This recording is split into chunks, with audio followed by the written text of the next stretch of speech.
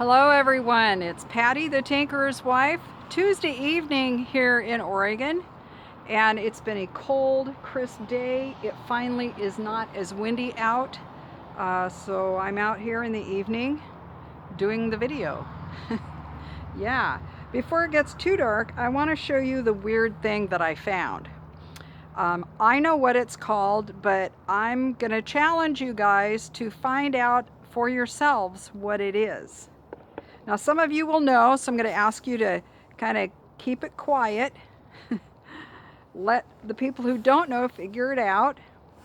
Just don't right out of the gate maybe say what it is. If you're really struggling to know what it is and find out what it is, you can go to my Instagram account. It's on there. The name of it is on there. I'm just going to say that. I'm just kind of throwing it out there just to try to get you guys a little more involved, I guess. So anyway, let me bring the camera down here. Can you see this? Now, to me, that looks like a dog's head. Doesn't that look like a dog's head? And it's like rubber almost. And look at the very cool patterns on that trunk. Oh my word, is that not cool? The other thing I love, plant structures. These are fir cones. I love these. I think they're beautiful. There's some other fir needles in there. But yeah, plant structures. I love plant structures like naked trees and trees in the winter time. You can identify trees by their branching habits, their buds and their bark. One thing that is very typical of cherry trees is they have these little horizontal stripes on them on the bark. Those little markings that are horizontal are called lenticels. There's your botany term. So this is my lilac, which desperately needed to be pruned. And lilacs, a lot of people don't realize they're weak wooded.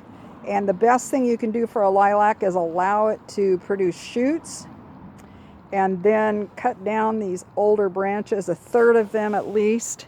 But you need to do that like right after it blooms. So if I did that now, it wouldn't bloom much because there's blooms on the ends. You can see up there. Yep. I love the branches though in this light. Is that not gorgeous? And another good reason to do this in the evening is because there's no flare on the yellow. My little daffodils, or jonquils as my mom called them. Oh, and here's something else kind of cool. This is crimson clover, and it closes up at night. These leaves are folding up for the evening. Is that sweet? Oh, and another thing I found. Now, being the plant nerd that I am, and my eye is always attuned to something different. This is probably a virus on this little clover leaf here. Now, if I was Dan Himes, I would be looking at that, wondering, his mind would probably going, is it something I could do micropropagation on, and should I, and da-da-da-da-da, go through the whole process. He brought us a lot of the fancy-leafed heucheras and heucherellas. Anyway, great guy. Here's more of them. I started, this is all the further I got, before my back gave out on me the other day to do this out here. Yep, it's all getting dug under, so I gotta find some help. Anyway, another thing I wanted to show you, and some of you haven't seen this. This is my bird bath that I put rocks in. And you can see all the different colors and textures. And I have to say the birds absolutely love this. Now, they come in here to drink, not necessarily to bathe, though I have seen some bathing in here. It's kind of shallow to bathe in. But this kind of a tray, this is just a saucer for the bottom of a pot, and it works really great. And I've got a blue one over there, right there. And I was out here earlier today, Actually, I was right in here, right in this area, and somewhere over in here, and I don't know where, but somewhere is a little hummingbird nest, and I don't know, hummingbirds don't nest in boxes, but it looks like something is in there. Anyway, I got majorly buzzed by a hummingbird. Now, I don't know about you, but normally when we get buzzed by a hummingbird, it's a quick little buzz to let us know that, you know, they're there and to stay away from their food. But this guy was like right in my ear and just going time and time again after it. And I was like, oh, great. I was a little startled. So anyway, I quickly got out of there. Ooh, I just noticed here something. Now, in the bright daylight, you might not see this. This is that collard that I love so much. You see why I love this kind of stuff. And oh, here we go. It's always good to be out in the garden. See, I've got something that's munching on that. My guess is, I don't know, that, you know what? That might be them stinking little worms, the ones that live in the soil. I'll have to dig around there tomorrow. Nasty little guys. So anyhow, I'm trying to do this while there's... Oh, I just heard the hummingbird over there. Anyway, I'm trying to do this before the light goes out on me completely. I have a question for you. Another question. This is kind of a multifaceted thing here. I hope this isn't too dark. This is costmary here. This is the bloom stem on it that lived through the winter. It's pretty hardy.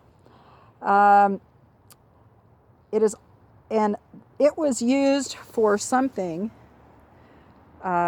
Maybe our grandmothers or our great-grandmothers used it. And it wasn't medicinal and it wasn't to eat. Do you know what it was that they used it for? This is your question on the history of plants and their uses. I'm going to do this once in a while, throw these questions out at you. So look that up. Now this plant here, do you know what that is? Well, that's a peony. Yep, that's a peony. And yeah, the Iris foetidus there that I've got a ton of still. I've got these guys. I'm running out of light real fast here. We have some, this is definitely slug damage. You wouldn't think slugs would be out here, but they are. Anyhow, I know this is a really short video here today, but it is what it is. I had to go find a new rim for my car, and I had a 2-hour meeting, which means I was gone for about 6 hours today. And anyhow, that's just how it happens. Life happens. So anyway, I want to thank you guys for joining me. Thank you, all you new people out there. Please consider subscribing, like the video, and share with people. If they like plants, please share it out. Also, before I forget, the 1,000 subscriber giveaway. I am about 120 subscribers away from getting that giveaway point, meeting the 1,000 subscribers. So I have some ideas on a few things I want to give away. Some of them, they're all garden related, but they're not the usual suspects for giveaways. So some of them aren't. Some of them are. I'm just going to leave it at that. And so share with your friends, subscribe to the channel. Be sure to hit the like button, and if you want to not miss anything in the future, hit that notification bell, and be sure that you hit all. So you got to hit it twice in order to get it to give you the notifications. But anyway, I'm going to sign off for now. I need to go get some dinner. This is the Tinkerer's Wife, Patty, here in beautiful cold Oregon. And I'm going to sign off for now. God bless y'all. Have a lovely evening. Bye-bye.